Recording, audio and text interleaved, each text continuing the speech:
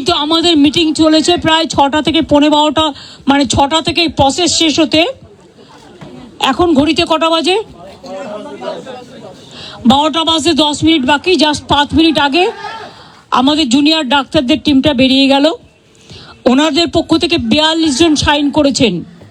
এখানে আপনারা দেখতে পাচ্ছেন মনোজ পন্ত আমাদের পক্ষ থেকে chief secretary, government of West বেঙ্গলের পক্ষ থেকে মিনিটসে সই করেছেন এবং ডাক্তারদের পক্ষ থেকে, জুনিয়র ডাক্তারদের পক্ষ থেকে 42 জনের প্রত্যেকেই তারা তাদের সিগনেচার করেছেন।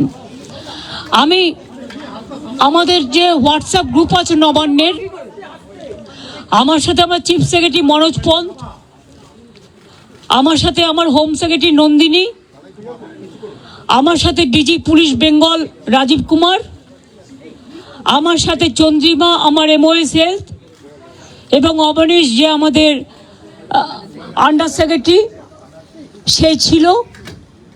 তাছাড়াও অনেক অফিসাররা এবং অনেক বন্ধুবান্ধবরা, মানে যারা কাজ করেন সারাক্ষণ প্রশাসনের, ওদের দেখভাল করার জন্য ছিলেন।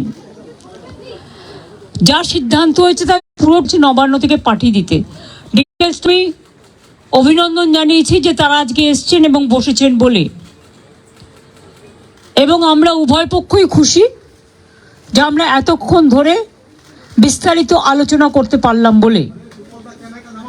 তারাও অনেক ইস্যু রেজ করেছেন, আমরাও আমাদের যা কমেন্টস আমরাও যতটা পেরেছি, ওদের বক্তব্যটা ওরা রাখতে চেয়েছিল আমরা সেটা রাখতে দিয়েছি, এবং আমরা আমাদের বক্তব্য যেটা, বড়দের সবসময় সৌজন্যটা একটু বেশি করতে হয়, তাই আমাদের বক্তব্য আমরা চেষ্টা করেছি ওদের গুরুত্ব দিয়েই করবার। আপনারা জানেন CBI যে কেসটা তদন্ত করছেন, অভয়া পরিবারকে, অভয়ার উদ্দেশ্যে শ্রদ্ধা জ্ঞাপন করে মিটিংটা আমি শুরু করেছি পরিবারকে সমবেদনা জানিয়ে।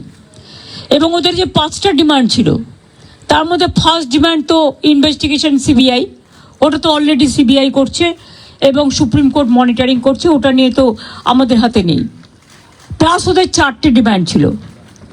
4টে ডিমান্ডের মধ্যে যেটা ছিল যে মেল ওরা আমাদের করেছে, একটা হচ্ছে 3টে নাম দিয়েছিল ফ্রম হেলথ ডিপার্টমেন্ট, একটা DME, একটা DHS, আর একটা হেলথের প্রিন্সিপাল সেক্রেটারি। আমরা ওদের বোঝালাম যে একসাথে যদি পুরো ঘরটা খালি করে দেওয়া যায় তাহলে অ্যাডমিনিস্ট্রেশনটা চলবে কি করে। সুতরাং আমরা ওদের কথা মতো DME এবং DHSকে সরাবার সিদ্ধান্ত নিয়েছি, এবং তাদের সম্মানজনকভাবে, এর থেকে উঁচু পোস্ট ওদের আর কিছু হয় না। তো যাই হোক, যে একজন DME হতে পেরেছে বা DHS হতে পেরেছে, এবং তারা যথেষ্ট জাস্ট হয়েছে, নতুন বেশি দিন হয়ওনি, কিন্তু যেহেতু ছাত্রছাত্রীরা বলছেন ওদের প্রতি আমাদের আস্থা নেই, তাই তাদের ব্যাপারটাকে গুরুত্ব দিয়েছি। বাট এটাও ঠিক, আমি কিন্তু DMEকে বা DHSকে আমরা কাউকে অসম্মান করিনি, কিন্তু ওদের বিরুদ্ধে যেহেতু চিকিৎসকদের ক্ষোভ আছে এবং তাই ওদের দাবি মেনে নিয়ে আমরা বলেছি এই দুজনকে সরানোর সিদ্ধান্ত আমরা নিয়েছি। 3 নম্বর হচ্ছে ওদের যেটা ডিমান্ড ছিল 4 নম্বর, 3টের মধ্যে 2টো করলাম। আর 4 নম্বর ডিমান্ড যেটা ছিল CP বিনীত গোয়ালকে সরিয়ে দেওয়ার জন্য। বিনীত গোয়াল ওদের কাছে নাকি আগেই স্বীকার করেছিল, যেটা ওরা মিটিংয়ে বললেন, যে আমি পদত্যাগ করতে চাই, কারণ আমার মনে হচ্ছে তোমরা যখন আমার প্রতি আস্থা রাখতে পারছো না, তোমাদেরও যেমন পরিবার পরিজন আছে আমারও আছে, এটা ওরা আমাকে মিটিংয়ে বলল। এবং বলার পরে আমরা কথা বলি নিজেদের মধ্যে, সিদ্ধান্ত নিয়েছি আগামীকাল 4টের পর আমরা কলকাতা পুলিশ বদল আনব, এবং নতুন CPকে দায়িত্বভার বিনীত দেবেন যতক্ষণ পর্যন্ত কোর্ট কেসটা কাল কমপ্লিট না হচ্ছে। 4টের পর আমরা টাইম দিয়েছি। সেক্ষেত্রে নতুন CP এবং আরও কিছু পুলিশের রদবদল হবে, সেটা চিফ সেক্রেটারি কালকে নোটিফাইড করে দেবেন আফটার 4 o'clock। এবং বিনীত যেখানে কাজ করতে চেয়েছে সেখানেই তাকে দেওয়া হয়েছে। আমরা এটাও বলেছি, দেখো পুলিশ আমাদের ফোর্স এবং তারা সারাক্ষণ কাজ করেন, তাদের দিকটাও আমাদের দেখা উচিত থেকেই। যেহেতু ওই দিন সিপি পৌঁছবার আগে নর্থের ডিসি পৌঁছেছিলেন আগে, এবং 14 তারিখে ঘটনাটা ঘটেছিল এবং ওরা অভিযোগ করেছিল, যার জন্য নর্থের ডিসিকেও সরিয়ে দেওয়ার সিদ্ধান্ত হয়েছে। ওখানে কাকে দায়িত্ব দেওয়া হবে সেটা কালকে ডিসাইড হবে। এছাড়াও সেফটি, সিকিউরিটি, হসপিটালের ডেভেলপমেন্ট, ইনফ্রাস্ট্রাকচার গুরুত্ব দিয়ে দেখা হবে। এবং এক্ষেত্রে টাইম টু টাইম যদি কোনো প্রবলেম অ্যারাইজ করে, চিফ সেক্রেটারির আন্ডারে একটি কমিটি বানিয়ে দেওয়া হয়েছে, যেখানে চিফ সেক্রেটারি নিজে দায়িত্ব নিয়ে ওরা যদি কথা বলতে চায়, chief secretary, home secretary, DG CP থাকবেন, তারা তাদের বক্তব্য জানাতেই পারেন। এইসব নানা রকম কথাবার্তা চলার পর আমরা, যেহেতু ডিটেলসটা আপনারা মেলেই পেয়ে যাবেন, আমি এটা বলি মিটিংটা পজিটিভ হয়েছে বলে আমি মনে করি। ওরাও নিশ্চয়ই মনে করে, তারাই বা সাইন করবে কেন, আর আমাদের চিফ সেক্রেটারি বা সাইন করবে কেন? আমরা বরঞ্চ ওদের দাবি একটু বেশি মেনেছি, তার কারণ ওরা ছোট বলে।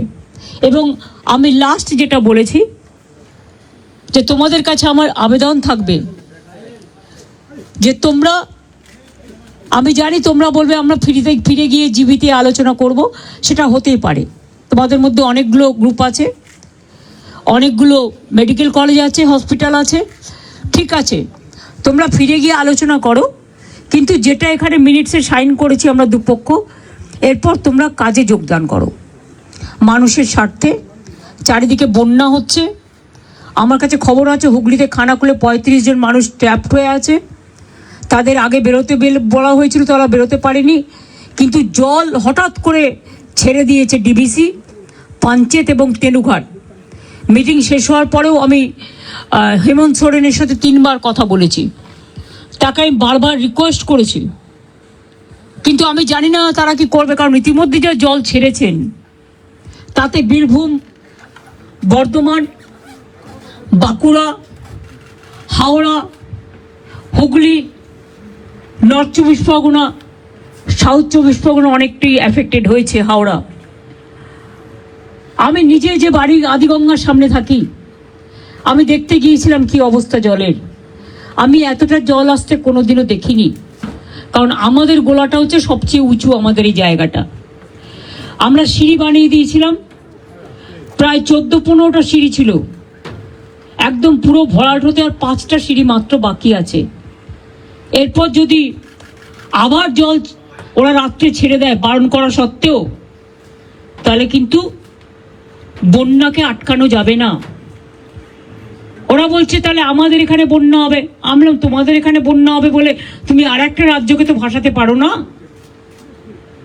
আমাদের না জানিয়েই সকালে প্রায় 80-90 হাজার কিউসেক ওয়াটার ছেড়ে দিয়েছে। ফলে একেতে 3-4 দিন কন্টিনিউয়াস বৃষ্টি, এমনিতেই গঙ্গাগুলো, আমাদের নদীগুলো ওভারফ্লো, ড্যামগুলো ওভারফ্লো ছিল, তার মধ্যে এই জলে আস্তে আস্তে কাল সকালে বিকেলে পৌঁছবে। আমি সবাইকে বলবো সতর্কতা অবলম্বন করে দূরে দূরে রিলিফ সেন্টারে প্লিজ দয়া করে যান। এবং আপনাদের থ্রুতে বিডিও থেকে শুরু করে আইসি থেকে শুরু করে DM, SP, additional DM, additional SP, SDO যারাই আছেন সবাইকে বলবো যে ইমিডিয়েট দেখে নাও, কারণ কালকে কিন্তু অনেক জল ঢুকবে। এই জলের ওপর যদি আবার জল আসে, আমার এমনিতেই চিন্তা আছে 35 জনকে কি করে উদ্ধার করব আমরা। আর এখন রাত হয়ে গেছে, জলের কারেন্ট এতটাই, কেউ যে উদ্ধার করতে যাবে তার উপায় নেই, কারণ যে উদ্ধার করতে যাবে সে বোটও তলিয়ে চলে যাবে, এমন অবস্থা। তো ওখানে আমরা এনডিআরএফ টিম পাঠাচ্ছি সকালে, এবং এসডিআরএফ টিমটাও আমরা পাঠাচ্ছি সাউথ 24 পরগনায়। সুতরাং আমরা প্রত্যেকে অ্যালার্ট আছি। বিভিন্ন জেলার নেতৃবৃন্দের সাথেও আমার কথা হয়েছে। সিএস নিজে মনিটরিং করছেন 24x7, এবং তিনি নিজেও ডিএমদের সাথে বারবার করে, আজকে 2-3 বার ভার্চুয়াল করেছেন। উনি অলরেডি আমাদের 24x7 মনিটরিং চলছে। টাইম টু টাইম কি অবস্থা। এবং মানুষকে আবার আবেদন করছি, প্লিজ দয়া করে জল আর আগুন এই দুটো জিনিস নিয়ে আমাদের মনে রাখতে হবে, যে কোনো মুহূর্তে জল ঢুকে যেতে পারে। দোতলা বাড়ি হলেও যদি একতলা ভেসে যায় তাহলে দোতলা ভাসতে কতক্ষণ নেবে? কাজে জীবনের ঝুঁকি দয়া করে কেউ নেবেন না, সতর্ক থাকুন, কিন্তু জীবন বাঁচান। একটা প্রাণের দাম অনেক বেশি। এটা আপনাদের মাধ্যমে অনুরোধ করব। যদিও আপনারা জুনিয়র ডক্টরদের স্ট্রাইক নিয়ে বেশি ব্যস্ত, কিন্তু তার মধ্যে আমার এই আবেদনটুকু যদি গ্রাম বাংলায় মানুষের কাছে পৌঁছে যেতে পারেন, নিতে পারেন, বিশেষ করে জেলার মানুষের কাছে। কারণ কলকাতায় যদি এই অবস্থা হয় গঙ্গার, তাও তো হাই টাইড আজকে ছিল না। আমি দেখছি এখন জোয়ার আছে, জলের স্রোতের টান খুব বেশি আছে, এবং সেই জন্যই বুঝতে পারছি না, ইভেনিং আমরাও হয়তো যে কোনো সময় ডুবে যেতে পারি। জলের যে স্রোত আছে, তারপরে যদি আবার জল ছাড়ে, নিজেদের ঠিক রাখার জন্য অন্য স্টেটের উপরে ছেড়ে দিলাম, এটা কিন্তু ঠিক হচ্ছে না। আমি আমার প্রতিবাদ জানিয়েছি। হ্যাঁ, বলেছি আমি যে আপনারা প্লিজ কর্মবিরতি তুলুন। এত কিছু আলোচনা, আপনাদের 4টের মধ্যে 3টে ডিমান্ডই মেনে নিয়েছি। তাছাড়াও সিসিটিভি, লাইট, রেস্টরুম, ওয়াশরুম এগুলো করে দেওয়ার ব্যাপারেও 100 কোটি টাকা দেওয়া হয়েছে। এবং এছাড়াও সিকিউরিটি অডিটিং এর ব্যাপারেও আমরা দেখছি। সবার যাতে নিরাপত্তা থাকে, আমাদের যতদূর সম্ভব আমরা করব। আপনাদেরও বলবো লক্ষ্য রাখতে, কারণ দায়বদ্ধতা কিন্তু বোথ সাইডেরই থাকে।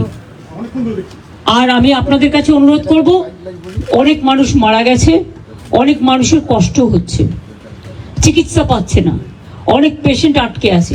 সুতরাং মানুষ মনে করে আপনারাই তাদের ভগবান। সুতরাং আপনাদের আমি কাজে ফিরতে অনুরোধ করব।